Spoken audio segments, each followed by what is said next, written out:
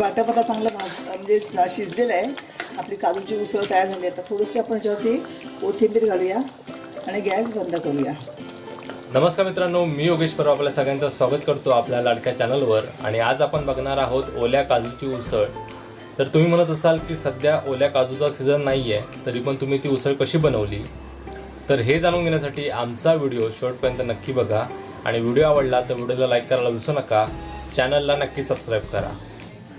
हे बघा, हे ओले काजूगर आहेत.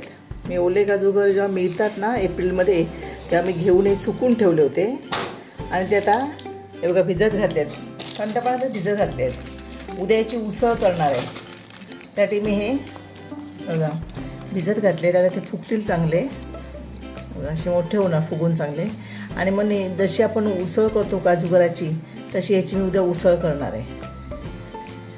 हे चांगले म्हणजे फुगून येणार. जसे आपण कडधान्य कसं भिजत घालतो तसं हे भिजत घातलेले आहेत. ते उद्या सकाळपर्यंत चांगले फुगून मऊ होणार. म्हणजे आता सध्या काजूचा सीझन नसताना पण आपण ओल्या काजूची उसळ करून बघणार आहोत. तर त्यासाठी हा एक उत्तम उपाय आहे. जर तुम्हाला पुढच्या वर्षी जर ओले काजू मिळाले, ते उन्हामध्ये सुकवायचे, तरी साधारण किती उन्हा लागतात आई सुकवायला? 2 उन्हात चांगले कडकडीत सुकतात. 2 उन्हात आपण ते सुकवायचे आणि फ्रीजमध्ये तुम्ही ठेवू शकता. जेव्हा कधी तुम्हाला त्याची उसळ करून खायची असेल, तेव्हा तुम्ही ते अशा प्रकारे रात्री भिजत घालून दुसऱ्या दिवशी तुम्ही त्याची उसळ बनवू शकता. हे काल आपण काजूगर भिजत घातले, सुके म्हणजे ओले काजूगर सुकून ठेवले, ते भिजत घातलेले. हे बघा असे चांगले फुगले ते, मी चांगले भिजले ते. आता ही सगळ्याची सालं काढून धुवून स्वच्छ लगेच हे फोडणीला द्यायचे. सगळे मी सोलून घेते आणि नंतर स्वच्छ धुवून हे फोडणीला घालायचे. जे आपण नेहमी उसळ करतो अशी उसळ याची होणार. हे सगळे काजूगर आपण आता सोलून घेऊया आणि स्वच्छ धुवून फोडणीला घालायचे. मग आपण काजूगराच्या भाजीची फोडणी करणार आहोत. त्यासाठी हा टोप तापत ठेवला आहे. आता याच्यामध्ये 2 चमचे मी तेल घालते. तेल चांगलं तापू दे. तापलं की मग कांदा घालायचा.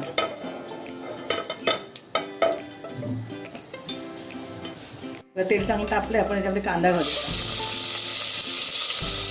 2 छोटे छोटे कांदे घेतले आहेत फोडणीसाठी. ते चांगले आपण तेलावर परतून घेऊया.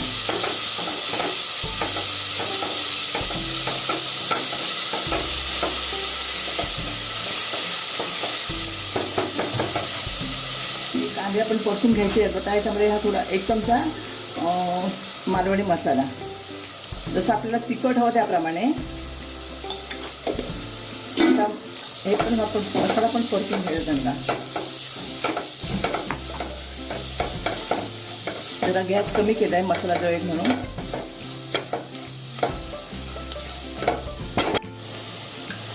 काजूगर मी धुवून घेतले, धुतले, ते सालं काढून चांगले.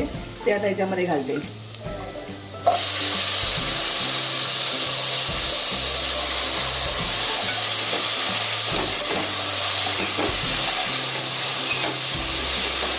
चांगले परतून घ्यायचे तेलामध्ये हे. आणि नंतर गरम पाणी घालून चांगले 15-20 मिनिटं शिजवायचे. नंतर याच्यामध्ये हवी तर आपल्याला बटाटे, मी बटाटी पण घेतलेली आहे. 1 छोटी बटाटी छोटे छोटे कापून घेते. पण हे चांगले जर थोडे शिजले काजूगर की नंतर बटाटी घालायची आणि वाटप घालायचं.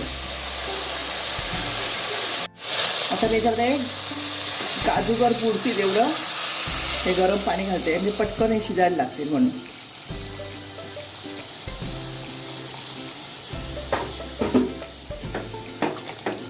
हे बघा काजूगर उतील एवढं पाणी टाकलेलं आहे. आता याच्यामध्ये चवीनुसार मीठ घालायचं आहे. मी 1.5 चमचा, छोटे चमचे आहेत हे, 1.5 चमचा मीठ घालते. आणि वर झाकण ठेवून आपण हे काजूगर 15-20 मिनिटं शिजवायला ठेवायचे. शिजल्यानंतर मग याच्यामध्ये भाजकं वाटप आणि बटाटे घालायचे. आता 20 मिनिटं झाली आहेत. आपण हे शिजले का बघूया, काजूगर शिजले का बघूया. त्यात मी बटाटी पण टाकली आहे ऑलरेडी आधी. बघा असं शिजले. आता याच्यामध्ये आपण वाटप टाकूया. आपला ज्याप्रमाणे ग्रेव्ही हवी असेल तसा वाटप टाकायचं आहे. हा 1 चमचा. चपातीबरोबर खायची आहे, त्यामुळे थोडं जास्तच वाटप टाकलं आहे मी. तर हे वाटण कसं करायचं याचा पण आम्ही व्हिडिओ बनवला आहे. तर वरती मी आय बटनला त्याचा व्हिडिओ देतो आणि डिस्क्रिप्शन बॉक्समध्ये पण त्याचा लिंक देणार आहे. तेव्हा ते वाटण कसं बनवायचं हे तुम्ही नक्की बघा. आता आपल्याला अजून ह्याची ग्रेव्ही करायची आहे. मी पाणी घालणार आहे. आता वाटप घालून झालं आहे. मी याच्यामध्ये आता एक छोटा चमचा गरम मसाला घालते. म्हणजे जसे आपण ओल्या काजू म्हणजे सीझनच्या वेळेला जशी भाजी करतो तशी ज्या गरम ह्याच्या वाटपामुळे आणि गरम मसाल्याची चव येते. तर आता वाटप घातल्यानंतर आणखीन परत 5 मिनटं आपण चांगलं झाकण ठेवून ते शिजवणार आहोत. वाटप शिजायला हवं म्हणून थोडंसं याच्यामध्ये पाणी घालणार आहे.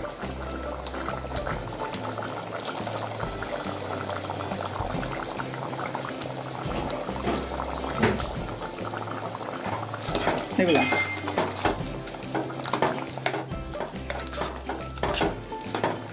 आता हे 5 मिनटं चांगले आपण झाकण ठेवू शिजवून घेऊया. वाटप पण शिजेल. मग वाटप आता चांगलं म्हणजे शिजलेलं आहे. आपली काजूची उसळ तयार झाली. आता थोडंसं आपण याच्यावरती कोथिंबीर घालूया आणि गॅस बंद करूया. तर मित्रांनो, ही काजूची उसळ तुम्हाला कशी वाटली हे आम्हाला नक्की कळवा.